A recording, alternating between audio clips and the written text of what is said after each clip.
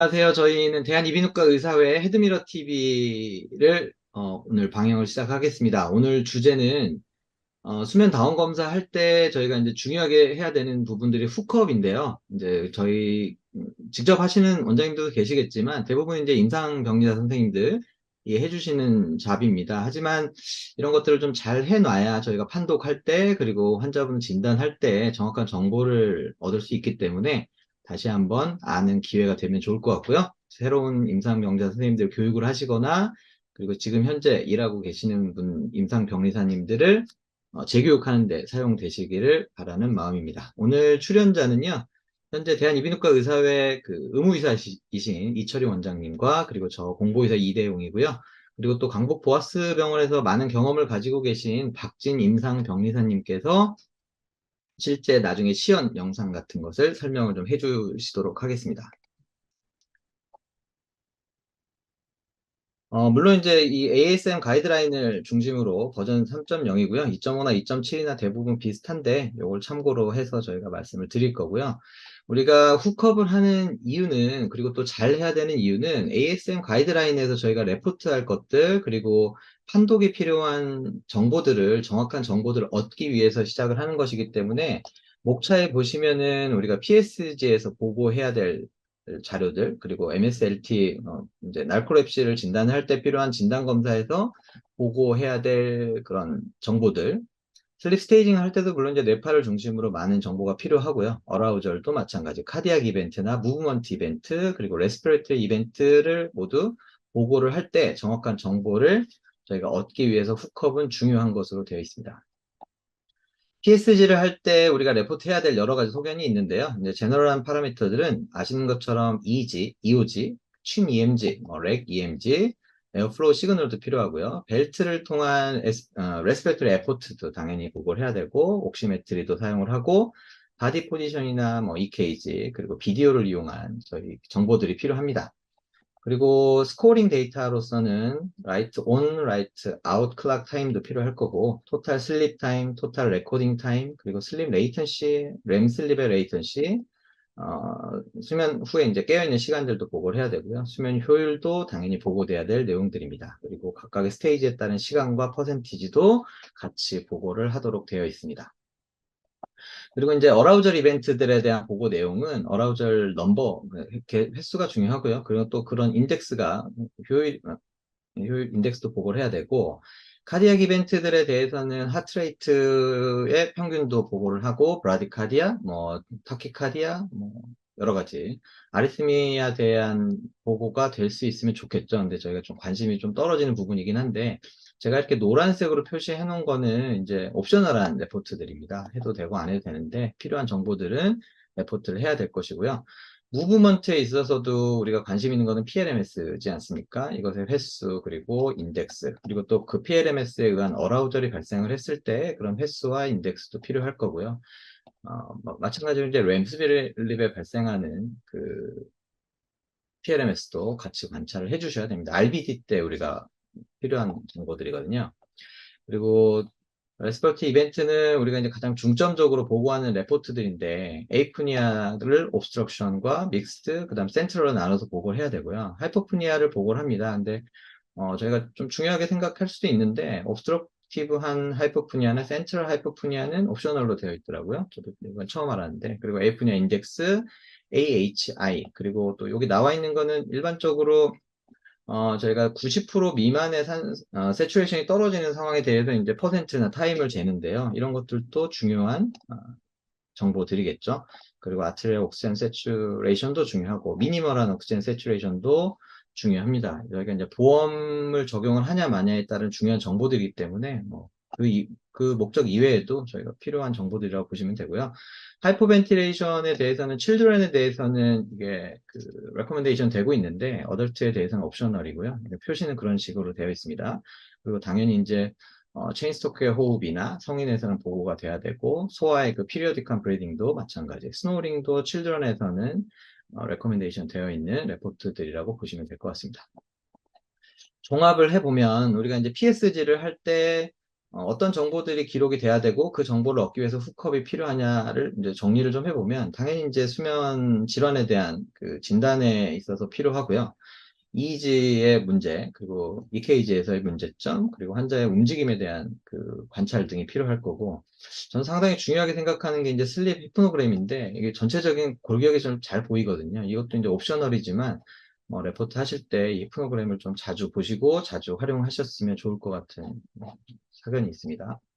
그리고 MSLT, 날코lep시를 진단을 할 때 필요한 정보들은 저희 진단 기준에 이제 그 8분 이내에 슬립 레이턴시와 민 슬립 레이턴시와 그다음 소램프가 측정이 돼야 되잖아요. 이 두 가지 정보를 얻기 위한 여러 가지 파라미터들이 있는데 EEG가 필요할 거고요. EOG, EMG, ECG도 필요하면 좋을 것 같고 MSLT 전에 우리가 알아낼 수 있는 정보들이 몇 개가 있죠. 슬립 다이어리도 사용하시면 좋을 것 같고, 액티그래피, 그 다음에 팹을 사용하고 계시는 분들은 이것에 대한 자료도 역시 활용을 하시면 좋을 것 같습니다. 메디케이션 히스토리도 봐야 되고, 전날 사용했던 PSG에서 토탈 슬립 타임 7시간 이상 주무셨는지 확인을 하셔야 되고요.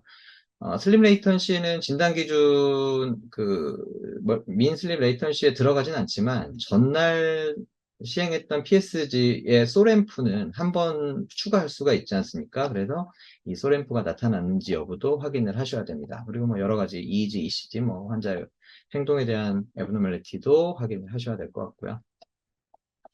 우리가 이제 다음날 검사했을 때, MSLT를 시행을 할 때의 우리가 레포트들인데, 라이트 아웃, 라이트 온 타임, 그리고 당연히 토탈 슬립 타임, 그리고 슬립 레이턴시, 램 슬립 레이턴시도 중요하고요. N1, N2, N3, 램 쓰면 각각의 슬립 타임도 중요하게 레포트를 하면 될 것 같습니다. 저희가 날코lep시를 진단을 할 때, 진단 기준 두 가지인데요. 민 슬립 레이턴시, 그리고 토탈 소램프 개수, 그리고 메인테넌스 웨이크풀니스 테스트를 할 때도 이게 이제 익세스 데이타임 슬리피니스를 체크하는 건데 저희가 잘 하지는 않죠. 여기서도 마찬가지 얻어내야 되는 정보는 민슬립 레이턴시가 8분이 되는지 안 되는지 확인하시면 될 것 같습니다. 그리고 한 가지 더 말씀드리고 싶은 거는 이제 기사님들 교육을 하실 때 이렇게 좀 잘 안 되는 경우도 있고 잘 못하시는 분들도 계시는데 기사님들이 꼭 해주시고 체크를 해주셔야 될 칼리브레이션 한 것들이 있어요. 해야 될 것들이. 당연히 이제 EEG, EOG, EMG의 일렉트로드의 임피던스를 확인을 하셔야 되고 그리고 편안하게 누운 자세에서 눈을 감고 눈을 뜬 상태에서 30초 정도의 EEG가 기록이 돼야 됩니다. 그리고 기사님은 이런 지시를 했다는 것을 체크를 해주시는 게 중요하고요. 눈을 위로 아래로 5번 정도, 고개는 움직이지 않은 상태에서, 그리고 눈을 오른쪽 왼쪽으로 5번, 그리고 눈 깜빡이는 거를 5회 정도 지시를 하셔서 그 기록을 남기셔야 됩니다. 그리고 치아를 이렇게 깨무는 행동이나 씹는 행동들을 5초간 지속하는 행동도 필요하고요. 그리고 코를 골아보거나 하는 소리를 5초 정도 내보라고 하기도 하고요. 그리고 우리가 호흡하는 에어플로우, 네이살이나 아니 마우스로 하는 에어플로우와 그다음 슬립 에포트, 레스피레이터리 에포트가 같이 잘 일치하는지도 정상적인 호흡에서 확인을 하셔야 됩니다. 그리고 숨을 참아보라고 10초 정도 지시하신 것을 체크를 하셔야 되고요. 정상적으로 호흡을 할 때 숨을 들여마시고 내쉬는 것에 대한 그 지시에 따라서 잘 체크가 되는지도 인앤아웃으로 체크를 해주셔야 됩니다. 그리고 코로만 숨을 쉬어보라고 하는 게 10초간 지시하고 그 행동을 환자분이 해주셔야 되고요. 그리고 입으로만 숨을 쉬는 것도 10초간 지시하셔서 기록을 하셔야 됩니다. 그리고 깊게 숨을 마시고 10초 정도 길게 천천히 뱉어내시는 행동도 체크를 해주셔야 되고요. 저희가 이제 PLMS나 이런 걸 체크를 할 때 하지 쪽에 다리나 그 다음에 토 부분에 힘을 주면서 플렉션 시키기도 하고 레이저 시키면서 이것을 기록을 해주시면 될 것 같고요. RBD, 그러니까 REM Sleep Behavior Disorder를 체크를 할 때는 상지에 대한 움직임도 되게 중요한 정보이기 때문에 이런 경우에는 핑거를 플렉션 앤 익스텐션 시키는 것을 지시하셔서 적절히 기록을 하셔야 됩니다. 당연히 EKG도 마찬가지 잘 나오는지 봐야 될 것 같고요. 검사가 끝난 후에도 이런 임피던스를 잘 체크를 하셔야 되고 그리고 피지올로지컬 칼리브레이션도 검사 후에 진행을 해 주셔야 될 것 같습니다. 이런 것들이 이제 초반에 기사님들이 좀 실수하는 것들이나 아니면 기록하지 않는 것들인데 저도 많이 이제 경험을 해봤기 때문에 이런 걸 잘 지시를 해 주셔야 되고요. ASM 가이드라인에 나와 있는 그 일렉트로 훅업하는 위치들을 이렇게 나타내고 있습니다. 교과서적으로는 이제 M1이 레퍼런스 왼쪽이 홀수가 왼쪽이고요. 이제 짝수가 오른쪽인데 M1을 마스토이드가 레퍼런스가 돼서 F4, C4, O2 이제 이 세 가지는 최소한의 정극이거든요. 프론탈이고 센트럴이고 옥시피탈이고 그리고 프론탈에서는 슬로우 웨이브가 체크가 되기 때문에 잘 하셔야 되고 알파파를 체크하는 부분이 이제 옥시피탈이니까 이런 옥시피탈과 프론탈은 물론 CG도 중요하겠죠. C4도 중요한데 이런 것들은 잘 떨어질 때 매번 하셔야 되고요. 만약에 M1 레퍼런스가 실패를 했다. 그러면 M2 레퍼런스를 가지고 F3, C3, O1이기 때문에 뭐 M1 레퍼런스가 고장이 났다고 하더라도 뭐 들어가서 다시 교정을 하실 필요는 없고요. M2를 레퍼런스로 해서 액티브 전극을 요 세 개를 이용하셔서 판독을 하시면 될 것 같습니다. 그리고 이제 억셉터블한 이럴 수도 있다라고 하는 것들인데, 사실은 요거를 말씀드렸던 것처럼 레퍼런스가 M1, M2 두 개로 사용하기 때문에, 이런 억셉터블한 거는 한번 읽어보시고, 사실은 잊어버리셔도 될 것 같습니다. EOG도 마찬가지고요. EOG는 M2, M1을 이제 EEG에서 사용을 했기 때문에, 이 M2를 레퍼런스 전극으로 해서, 이 왼쪽 눈은 아래쪽이고요. 오른쪽 눈은 위쪽에 위치하도록 합니다. 왜냐면 이게 버티컬한 움직임과 호리젠탈한 움직임을 서로 이제 다른 위상으로 체크를 해줘야 되기 때문에 억셉터블한 그 전극의 위치는 이제 버티컬한 위치가 위상이 같이 나타나 버리거든요. 그래서 요것을 가장 레커멘디드 된 EOG 설치 위치라고 알아주시면 좋을 것 같고요. 이런 경우는 억셉터블한 경우는 없으면 좋을 것 같습니다. 쉰 EMG도 마찬가지입니다. CG라고 하는 레퍼런스 전극을 인피리어 맨디블라 라인 상방 1cm에 이렇게 그 리드를 달아주시면 되고요. 친 1, 친 2는 왼쪽이 홀수, 오른쪽이 짝수 해서 인피리어 그 미드라인에서 레터럴로 2cm, 그 다음에 인피리어 마진에서 아래쪽 2cm의 체크 리드를 설치해 주시면 정확한 검사를 얻어낼 수 있을 것 같습니다. 이 케이지도 마찬가지입니다. 레커멘드 되는 거는 클레비클라 라인, 미드 라인에서 하방에다가 음극을 설치를 하시고요. 그 다음에 양 포지티브는 엔테르 엑셀라 라인 6번, 7번 인터 코스탈 스페이스에 설치를 하시면 레커멘디드 된 미드2 EKG를 설치를 하시고, 만약에 옵셔널하게 불가능한 경우에는 이렇게 양쪽 클레비클라 미드라인 아래쪽에다가 오른쪽에 네거티브, 왼쪽에 포지티브 를 설치를 하시면 될 것 같습니다.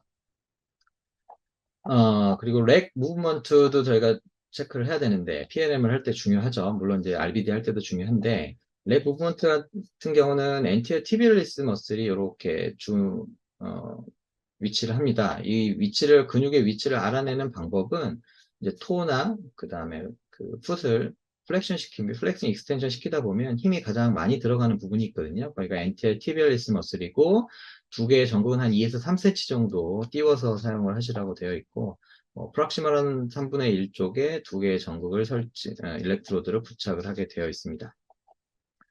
두 번째는 이제 RBD 진단에 있어서 레커멘디드 되는 어퍼 림 무브먼트를 체크하는 부분은 플렉서 디지토름 슈퍼피셜리스인데 이 부분을 알아내는 방법은요. 그 디지털 베이스는 움직이지 않고 손가락만 이렇게 당길 때 이쪽에 힘이 들어가는 근육이 있습니다. 거기를 우리가 플렉서 디지토름 슈퍼피셜리스고 양쪽 2에서 3cm 정도 사이를 두고 부착을 하시면 될 것 같습니다.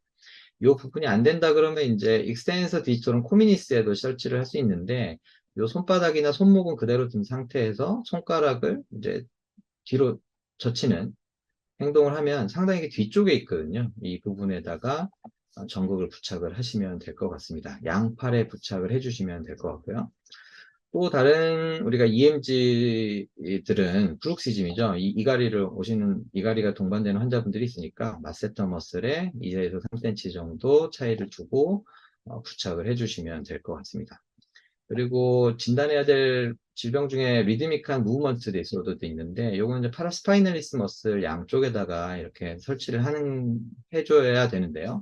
뭐, 이런 질병을 사실은 진단할 때 레코멘디드 되는 거는 이제 비디오로 하는 건데, 다른 추가적인 정보를 얻기 위해서 이런 정보가 필요합니다. 보시는 것처럼 브룩시즘이나 리드믹 무브먼트 디스오더 이런 것들이 EMG 정보가 좀 많이 필요하거든요. 그러니까 더 정확한 정보 그리고 더 많은 정보를 환자에게 제공하기 위해서는 저희 기계를 구매하실 때도요, 그 전극에 좀그 확장성이 있는 기계들을 사용을 하셔서 혹시 뭐 EMG가 브룩시즘을 진단을 해야 되거나 리드믹 무브먼트를 진단해야 될 때는 활용을 할 수 있는 PSG 기계가 더 적절할 것으로 보입니다.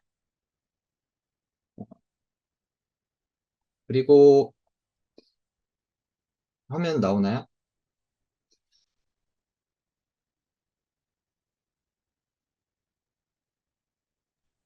네, 나옵니다. 제 그림이 안 나오는데. 어, 보시면 이제 제가 설치하는 훅업하는 실제 영상을 제가 좀 보여드리고 싶은데, 요게 지금 마네킹이죠. 마네킹인데, 이 마네킹에다가 훅업하는 거, 실제 영상, 뭐, 이론적인 걸 먼저 좀 설명을 해드리겠습니다. 첫 번째, 이제 우리가 체크해야 될 거는 레이존하고, 그리고 여기 이니온 자리 있잖아요. 이니온 자리를 체크를 하시고요. 앞쪽 레이존에서 이니온까지 거리를 재실 수가 있죠. 이렇게 가운데를 지나가게 하면 여기 이제 36cm 나오더라고요. 이 마네킹은 36cm면 절반이면 18cm입니다. 그 중간 지점이 바로 CZ, 센트럴 Z가 되겠죠. 그리고 앞쪽 레이지온에서 10%, 전체 둘레에서 10%가 올라오는 부분이 프리프론탈 G입니다. FPG로 표시를 할 거고요. 프리프론탈 G와 센트럴 G 사이 20%, 20%, 그러니까 절반이겠죠? 절반 부분이 FG, 프론탈 G가 표시가 될 겁니다. 그리고 우리가 중요한 부분, 뒤쪽에 있는 부분, 이니온에서 10% 올라오는 부분이 옥시피탈 G가 될 거고요. 옥시피탈 G와 센트럴 G 중간이 퍼라이텔 G가 됩니다. 저희한테 뭐 필요한 정보는 아닌데, 그래도 이렇게 표시가 될 것 같고요. 그 다음에 이제 표시를 하셔야 될 게 옥시피탈이잖아요. 옥시피탈을 표시하는 방법은 뭐 순서는 상관이 없는데, 우리 프리오리큘라 포인트가 있습니다. 뭐, 트라갈 카트리지 바로 이쪽이라고 보시면 되는데, 이 부분도 센트럴 G를 통과하는 요 길이를 재시면 될 것 같아요. 이 길이를 센트럴 G를 통과를 해서 반대쪽까지 재면 이 마네킹 같은 경우 32cm가 나옵니다. 그러면 32cm의 위쪽으로 10%가 템포럴 3고요. 그리고 그 위쪽 CG와 그 다음에 여기 그 템포럴 3 사이가 여기가 센트럴 3, 죄송해요. 왼쪽이니까 3이고요. 반대쪽은 4가 됩니다. C4 두 개를 설치를 하시고요. 방금 제가 표시했던 프리프론탈하고 그 다음에 템포럴, 그 다음에 옥시피탈, 템포럴 4, 프리프론탈 2를 지나가는 요 라인이 전체적인 둘레가 되는데 우리가 인터내셔널 10포인트 1020 시스템에서 요 부분만 절반을 이용을 하는 거거든요. 그러니까 요 프리프론탈 G에서 옥시피탈 G 사이의 길이 중에 뒤쪽에서 10%가 진행을 하는 부분이 옥시피탈 2가 될 거고요. 그 다음에 여기서 반대쪽으로 10%를 진행하는 것이 옥시피탈 1이 될 겁니다.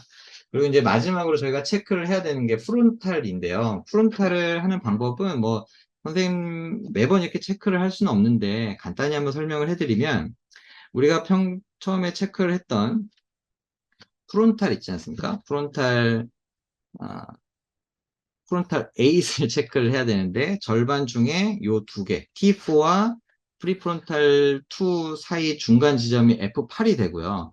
F8이 되고 이 F8과 프론탈 G 사이의 절반. 그러니까 이 부분이 F4가 될 겁니다. 근데 이거를 더블 체크를 한다고 하면 C4와 그리고 프리프론탈 2 사이에 교차점 있잖아요. 여기를 이제 F4라고 체크를 하시면 될 것 같습니다. 반대쪽이 F3가 됩니다. 물론 이걸 매번 이렇게 체크하시는 분은 많지는 않은 것 같은데 이제 경험적으로 익숙하신 병리사님들은 뭐 대략적인 위치를 체크를 하는데 그래도 알고는 계셔야 되고 교육을 하실 때 원장님들은 또 기본적으로 알고 계셔야겠죠. 추가적으로는 EOG, 아까 말씀드린 대로 이제 오른쪽은 레터럴 칸투스 레터럴 1cm, 위쪽 1cm, 왼쪽은 레터럴 1cm, 아래쪽 1cm 하시면 되고요. 마스토이드 프로세스는 뒤쪽에 뭐 저희가 워낙 잘 아는 부분이긴 한데 가장 평평하고 그 다음에 뼈가 다른 조직들이 없는 뼈가 가장 프로미넌트한 부분에 오른쪽에는 M2를 부착을 시켜주시고요. 그 다음에 왼쪽에는 M1을 레퍼런스 전극으로서 설치를 해주시면 될 것 같습니다. 저는 여기까지 강의를 마무리를 하고요. 실제 시연 영상은 이철희 원장님께서 해주시도록 하겠습니다.